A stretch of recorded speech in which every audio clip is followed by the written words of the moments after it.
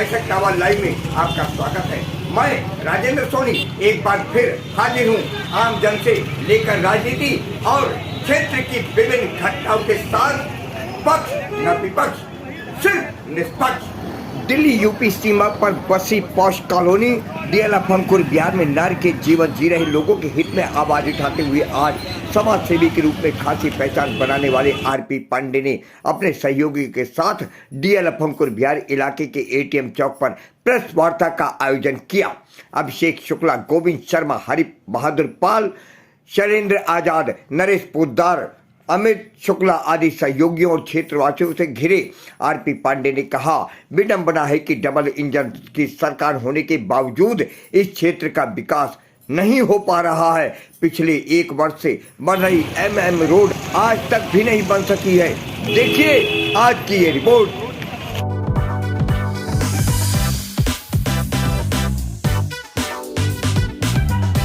रत्ती भर में बदलाव नहीं देखा। 14 साल में ये जस का तस बना हुआ है। धूल मिट्टी, पानी की व्यवस्था नहीं, नालियों की व्यवस्था नहीं, सड़क की व्यवस्था नहीं।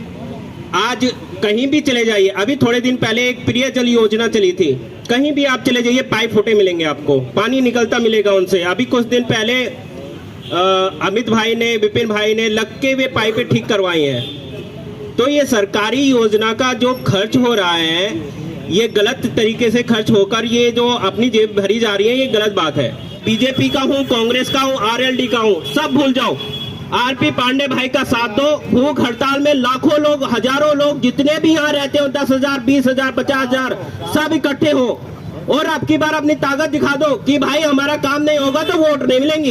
आवाज दो हमें, आवाज दो हमें। प्रदर्शन भूख हड़ताल में आइए और कम से कम हजारों की संख्या में मिलजुल कर। मैं समझता हूं कि अभी आपके पास समय नहीं है, हर व्यक्ति अपने काम में व्यस्त है। उस काम में थोड़ा सा 10 मिनट का समय दीजिए, हर वक्त समय दीजिए। अपने यार दोस्तों को भेजिए, मित्रों को भेजिए, अपने पड़ोसी को भेजिए, परिवार से किसी को भेजिए। कम से कम यहाँ पे 10,000 आदमी दिखाई दे। अगर 20-25 हजार पब्लिक है तो 10,000 आदमी यहाँ होने चाहिए। 10,000 आदमी होंगे तो माननीय विधायक जी का, माननीय सांसद जी का आंखें खुलेगी। अटल हिमालय खड़ा युगों से, अटल हिमालय खड़ा युगों से देता शुभ संदेश ही। अडिग रहा जो अपने पथ पर, अडिग रहा जो अपने पथ पर, पा सकता है नाली और स्वच्छ रोड वही, पा सकता है नाली और स्वच्छ रोड। जो MM रोड है वो पिछले 1.5 साल से नहीं बना। इसके दोषी कौन है? जैसा कि अभी आपने पूछा कि इसका दोषी कौन है, मैं आपसे बताना चाहूँगा कि जैसा कि आपको पता भी है कि अभी चुनाव था 2022 में, MLA का चुनाव था, तब इस रोड का उद्घाटन किया गया। 7 जनवरी 2022 को इसका उद्घाटन किया गया, 7 जनवरी को। वो भी उस समय आचार संहिता लगी हुई थी जिस समय इसका उद्घाटन किया गया नारियल के द्वारा। ठीक है, चलिए, और राजनीति थी, उसमें उद्घाटन किया गया, हम लोगों को इतराज नहीं। लेकिन उस दिन से आज ये मई हो गई, आज 21 मई 2023 हो गई। यह रोड तब से बनाया जा रहा है और इस रोड को बनाते हुए आज कम से कम 1 वर्ष से ज्यादा हो गया। मैं आप सभी के माध्यम से उनको ये बताना चाहता हूँ कि इस रोड का टेंडर जब हुआ, उस टेंडर का किस लेवल तक ले जाया गया, टेंडर को कहाँ तक ले जाया गया, ये जब मैंने RTI लगाई उस पर जवाब नहीं दिया गया। तो जेई साहब ने मुझे अवगत कराया, AE ने और एक्सियन ने और उपाध्यक्ष साहब ने हमें एक लेटर के द्वारा अवगत कराया कि यह लेटर GDA के द्वारा आपको दिया जा रहा है। GDA इसका टेंडर ले रही है। कम से कम 1,80,82 लाख का टेंडर है ये, जिसमें दोनों तरफ नाला है और ये रोड है। 1,82 लाख के आसपास के टेंडर में ये चीजें नहीं बन सकती, ये हमें भी पता है। RCC रोड नहीं बन सकता, दोनों तरफ का नाला नहीं बन सकता। तो ये कमी किसकी है, इसमें कौन दोषी है? मैं जनप्रतिनिधियों को दोषी मानता हूँ, शासन प्रशासन को दोषी मानता हूँ। ये इसके दोषी हुआ है। तो आपने हमसे सवाल किया, वो अच्छा सवाल किया आपने। इसमें दोषी है सिस्टम। यहाँ पर कोई सिस्टम नहीं है। जैसे जिसके जी में आता है वो टेंडर कर देगा, जिसके जी में आएगा वो काम चालू कर देगा। और कई बार हमने ये भी देखा है कि बगैर टेंडर के काम को चालू कर दिया जाता है राजनीतिक महत्वाकांक्षा पूरी करने के लिए। जी, जैसा कि अभी एग्जाम्पल है, रामलीला ग्राउंड है पीछे, रामलीला पार्क है, बहुत फेमस पार्क है, उसका भराव चालू किया गया बगैर टेंडर का, कोई टेंडर नहीं हुआ, केवल राजनीतिक महत्वाकांक्षा के, जैसे कि अभी आपने कहा वोट लेने के लिए, लोगों का मान सम्मान पाने के लिए। सबसे बड़ी बात यह है कि मालार्पण के लिए, ताकि उनको माला पहनाया जाए, यहाँ बुलाया जाए और उनका स्वागत किया जाए। यहाँ के जनप्रतिनिधि, यहाँ के जो भी शासक प्रशासक के लोग हैं, सब इसके जिम्मेदार हैं। क्या उनकी आंखें बंद हैं? मैं आपके ही माध्यम से उन तक ये बात पहुंचाना चाहता हूं। मैं 1 जून 2023 तक का उनको समय दे रहा हूं। 1 जून 2023 तक अगर ये MM रोड और MM रोड का नाला निर्माण अगर नहीं होता है या पूर्ण नहीं किया जाता है, तो 3 जून 2023 से इसी जगह पर मैं अनिश्चित काल के लिए भूख हड़ताल पर अपने सहयोगियों के साथ, कॉलोनी वासियों के साथ अनिश्चित काल तक बैठूंगा। उसके लिए चाहे मेरी जान चली जाए, मैं यहाँ से नहीं उठूंगा और न ही किसी शासन और प्रशासन। हम तुम्हारे आरपी पांडे संघर्ष करो, हम तुम्हारे साथ हैं। आरपी पांडे संघर्ष करो, हम तुम्हारे साथ हैं। आरपी पांडे संघर्ष करो, हम तुम्हारे साथ हैं। और 3 जून से जब मैं धरने प्रदर्शन पर बैठूंगा, आप लोगों के माध्यम से ही मैं SDM साहब, DM साहब, ACP साहब यहाँ बैठने वाले हैं, उनको भी अवगत कराना चाहता हूँ कि मैं इसकी परमिशन नहीं लूंगा और बिना परमिशन के यहाँ बैठूंगा। आप अगर चाहें तो हमें उठा के जेल में डाल दें, हम जेल भरो आंदोलन भी करेंगे इसके लिए। अगर आप धरने की चेतावनी दे रहे हैं, अगर आपकी बात नहीं मानी गई तो अगला कदम क्या होगा? मैं आप हाईवे चक्का जाम होगा। भूख हड़ताल, अनिश्चितकालीन भूख हड़ताल में जो जनता निर्णय लेगी, फिर हम रोड को जाम करेंगे। हम रोड पर ही भूख हड़ताल पे बैठेंगे, बिल्कुल बीच रोड पर बैठेंगे। उसके लिए फिर जिम्मेदार शासन और प्रशासन होगा। रहने वाले जनता से क्या आह्वान करते हैं आप? यहाँ के रहने वाले जनता जनार्दन से यही आह्वान करूंगा कि आप लोग आइए और एक समाज सेवी का साथ दीजिए। मैं आप लोगों के लिए मरने मिटने के लिए तैयार हूँ। क्या आप चाहते हैं कि आपके हमारे बच्चे इसी धूल मिट्टी में चले, इसी धूल मिट्टी में खाना खाएं? पांडे जी, एक सवाल और, अभी आपने एक टेंडर प्रक्रिया बताई थी, उस टेंडर प्रक्रिया को लेकर ये सवाल है। ये रोड 60 फुट का है, लेकिन ये 20 फुट बनाया जा रहा है, इसमें किसकी खामियां हैं? इसमें खामियां हैं यहाँ के जनप्रतिनिधियों की और लोकल नेताओं की। जैसे सभासद है, हमारे चेयरमैन साहब हैं, हमारे विधायक जी हैं, इन सब की कमियां हैं। ये सब पूरा कार्य का सर्वे नहीं कराते हैं। क्यों नहीं कराते हैं? यहाँ के RWA से संपर्क क्यों नहीं करते? यहाँ के जनप्रतिनिधियों से क्यों? यहाँ के सभी निवासियों का बहुत बहुत स्वागत है, जिन्होंने धूप में आने के लिए इतना साहस किया। एक्चुअली में ये हमारी कहीं ना कहीं कमजोरी रही है कि हम लोग एकत्र नहीं हो पा रहे हैं। अगर हम एकत्र हो जाते तो हमारी MM रोड काफ़ी पहले बन जाती। अब MM रोड का जो टेंडर है, वो शायद बता रहे हैं कि GDA बना रही है इसको। भाइयों, मैं पूछना चाहता हूँ कि सरकार ने हमें क्या दिया, GDA ने हमें क्या दिया? यहाँ पर लगभग 10,000 परिवार हैं जो फ्लैट लेके रह रहे हैं। अगर आप देखें तो एक फ्लैट की रजिस्ट्री में लगभग 2 लाख रुपए का खर्चा आता है। इस हिसाब से देखा जाए तो लगभग 200 करोड़ रुपए सरकार के पास एक रेवेन्यू जनरेट हुआ। उस 200 करोड़ रुपए के ऊपर पब्लिक को क्या क्या क्या दिया गया? सिर्फ ये धूल मिट्टी, पानी भराव। ना तो यहाँ पानी की सुविधा है, ना यहाँ रोड की सुविधा है, ना विद्युत का पूरी तरह से वो है। कोई सुविधा यहाँ GDA ने हमें प्रोवाइड नहीं की हुई है। तो 200 करोड़ रुपए का क्या कर रही है GDA? अगर उसमें FD कर दी जाती 200 करोड़, तो 5 साल में वो भी डबल हो जाती, 7 साल में डबल हो जाती, तो 400 करोड़ रुपए हो जाता। क्या 400 करोड़ रुपए हमारे DLF में लगाया नहीं जा सकता है?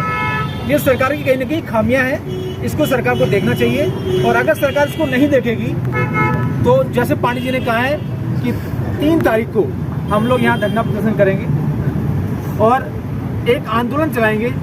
जब तक ये रोड नहीं बनेगी तब तक हम यहाँ से नहीं हटेंगे। दूसरा, एक और मैं देखने में आ रहा है कि हर महीने नगर पालिका हमसे एक चार्ज लेती है, इस छोटा सा चार्ज को पूरा उठाने के लिए। आप हमसे हर तरह के चार्ज लीजिए, हमें मना नहीं किया। कभी डीएलएफ की जनता ने किसी चार्ज देने के लिए मना नहीं किया हुआ है। जो टैक्स है डीएलएफ की जनता ईमानदारी से वो पे कर रही है, लेकिन उसके बदले में जनता को दे क्या रहे हो आप? सिवाय धोखा और कुछ नहीं मिल रहा है। तो आप सबसे निवेदन है कि हमारी इस बात को प्रमुखता से ऊपर तक उठाएं और सरकार को जागृत करें। सड़क के गलियों के विकास को लेकर हो तो बताते हैं कि ये जो क्षेत्र है वो विधायक नंदकिशोर गुर्जर जी ने गोद ले रखा है। उसके बावजूद भी विकास की इस रूपरेखा के लिए क्या कहेंगे आप? प्रिय प्रधानमंत्री जी ने, हमारे जो मंत्री प्रधानमंत्री जी हैं, उन्होंने जब पहली बार प्रधानमंत्री बने तो उन्होंने हर एक विधायक से, सांसद से ये कहा कि आप एक गांव गोद लीजिए, इसको आप आदर्श गांव बनाइए। आपने बिल्कुल सही कहा कि हम आदर्श गांव, यहाँ विधायक जी ने इसको गोद लिया हुआ है। आज विधायक जी को 6 साल हो गए पूरे, लगभग 6.5 साल होने वाले हैं। उन्होंने अभी तक इसका क्या किया? क्यों हमें अनाथ करके छोड़ दिया? हकीकत में यही है कि विधायक जी ने डीएलएफ को अनाथ करके छोड़ दिया है और इसके लिए कहीं ना कहीं हम ही दोषी हैं। हम उनका गुणगान करते रहते हैं, हम उन्हें माला पहनाते रहते हैं, इतना उनको सम्मान देने के बाद भी हमें क्या मिल रहा है? परिवार यहाँ पर रहते हैं, 10,000 परिवार का मतलब है लगभग 40,000 लोग। मतदान मात्र 9,000 लोगों का है और सरकार 9,000 लोगों के हिसाब से विकास की रूपरेखा भी तैयार करती है। तो कहीं ना कहीं इसमें जनता का दोष नहीं है कि 40,000 लोग जहाँ रह रहे हों और 10,000 का जहाँ पर मतदान हो। यहाँ पर जनता का दोष नहीं है, यहाँ पर प्रशासन का ही दोष है। पहला दोष ये जो कॉलोनी है डीएलएफ कॉलोनी, ये काटी गई थी कोठियों के लिए। इसमें कोठी की जगह फ्लैट क्यों बने? इसका जिम्मेदार कौन है? जनता को तो फ्लैट मिला ना। तो जब एक ही बिल्डिंग में 21 फ्लैट बनेंगे तो जनता का प्रेशर तो बढ़ेगा ना। तो जनता का प्रेशर बढ़ेगा तो हर चीज़ पर लोड बढ़ेगा। ये तो प्रशासन को तैयारी करनी चाहिए। जब आप नक्शा पास कर रहे हो 21 फ्लैट का, तो 21 फ्लैट के हिसाब से आप तैयारी करो ना। नाली उस हिसाब से बनाओ, रोड उस हिसाब से बनाओ, सड़क उस हिसाब से बनाओ। आप वो तो तैयारी की नहीं आपने। आप जो छोटा मोटा फंड आता भी है, पहली बात तो यहाँ फंड ही नहीं देते हैं वो। सबसे पहली प्रॉब्लम तो यहाँ फंड की है। जब भी आप कोई भी जन सुनवाई पोर्टल पे आप कंप्लेन करते हैं तो एक ही मैसेज आता है कि जब फंड होगा तब आपका ये काम किया जाएगा, और वो फंड कभी आता नहीं है। जैसे तैसे विधायक जी से या किसी भी नेता से मिलकर जैसे तैसे इसको व्यवस्था की जाती है, तो उसके बाद वो भ्रष्टाचार की भेंट कर जाता है। ठीक है, तो दिक्कत ये आती है कि जब हम काम करने जाते हैं तो हमें काम नहीं करने दिया जाता। अब जैसे हम यहाँ बैठे हैं, अभी हमारे पास 36 फोन आ लिए कि जी ये क्यों कर रहे हो, हम काम कर देंगे। अरे हम काम करते तो काम करके दिखाओ ना, हमें जरूरत ही क्या पड़े ये सब करने की? हम क्यों करें? हमें कोई जरूरत हो ना, हमें आप लोगों को बुलाने का कोई शौक तो है नहीं कि हम आप लोगों को बुला के अपना नाम रोशन कर रहे हैं या कुछ कर रहे हैं, ऐसा तो कुछ है नहीं। हमने तो सिर्फ जनता की प्रॉब्लम्स को देखते हुए ये सब इस तरीके से हमने बैठना पड़ा मजबूरी में, और ये जो भूख हड़ताल होगी ये भी मजबूरी में होगी। लोकतंत्र क्या है ये हम सभी को समझने की आवश्यकता है, और लोकतंत्र में एक नागरिक की क्या शक्तियां हैं ये भी हम सभी को समझने की आवश्यकता है। जब आप कहते हैं कि आप किसी देश के जिम्मेदार नागरिक हैं, तो आपकी क्या जिम्मेदारी बनती है? आप हर चीज के लिए आप प्रशासन को कोसते रहिए, अंधेरे को आप कोसते रहिए, कभी उजाला नहीं होगा, क्योंकि उनको अपना पैटर्न पता है। आजादी के 75 साल बाद भी जो आपकी मूलभूत आवश्यकताएं हैं, सड़क, बिजली, नाली, अगर इसके लिए भूख हड़ताल करनी पड़ रही है तो शर्म आनी चाहिए। ऐसे लोग, ऐसे प्रशासन को शर्म आनी चाहिए, शर्म आनी चाहिए, शर्म से डूब मरना चाहिए। ये आजादी के 75 साल हो गए हैं और सड़क और नाली के लिए आज भूख हड़ताल करनी पड़ रही है। शर्म आनी चाहिए, निश्चित रूप से शर्म आनी चाहिए। भारत माता की जय। महिमा मंडन आप करते रहिए, हमारे माननीय जनप्रतिनिधियों, बिल्कुल वो हमारे संस्कार का हिस्सा है, और भारत की जनता निश्चित रूप से सुसंस्कृत है, संस्कारी है, और वो हमारी पीढ़ियों से आया है कि हम अपने माननीय पदाधिकारियों का सम्मान करते आए हैं, उसमें कहीं कोई बुराई नहीं। लेकिन उनको समझना चाहिए कि आजादी के 75 साल बाद भी अगर जनता भूख हड़ताल कर रही है तो क्या आप उस माला को पहनने के योग्य हैं? वो माला आप धारण कर सकते हैं? क्या उस सम्मान के आप योग्य हैं? क्या कभी आपने सोचा है कि मैं उस माला को धारण कर सकता हूं? असल में गलती हमारी है, हम लोगों की है, हमारे जैसे नागरिकों की है। आप अपनी शक्तियों को नहीं समझते हैं। क्या है शक्तियां आपकी? आपका नेशनल एंथम जो है, राष्ट्रगान जो पहली पंक्ति है, वो क्या कहता है? जन गण मन अधिनायक जय हो। किसकी जय हो? जो लोग हैं, जनगण का जो मन होगा वही अधिनायक होगा। आप अधिनायक हैं लोकतंत्र के।